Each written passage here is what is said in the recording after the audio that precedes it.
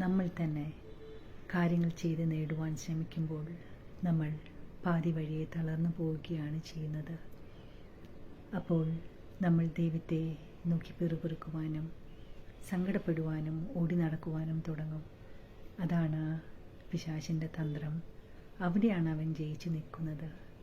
എന്നാൽ കർത്താവ് പറയുന്നു, ഈ ലോകത്തിൽ കഷ്ടതയുണ്ട്, പക്ഷെ ഞാൻ അതിനെ ജയിച്ചിരിക്കുന്നുകൊണ്ട് നിങ്ങളും അതിനെ ജയിച്ചിരിക്കുന്നുവെന്ന്.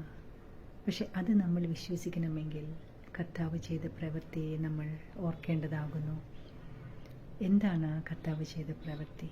ക്രൂശിൽ നമ്മൾ അനുഭവിക്കേണ്ടുന്ന സകല വേദനകളും പാപങ്ങളും ശാപവും ദാരിദ്ര്യവും മുഴുവനും കർത്താവ് ക്രൂശിൽ ചെയ്തു കഴിഞ്ഞു എന്നുള്ളൊരു വിശ്വാസം നമുക്കില്ലെങ്കിൽ തീർച്ചയായിട്ടും നമ്മൾ വെറുതെ പള്ളിയിൽ പോയി അല്ലെങ്കിൽ അവിടുത്തെ ആചാരങ്ങളും അനുഷ്ഠാനങ്ങളിലും പങ്കെടുത്ത് നമ്മൾ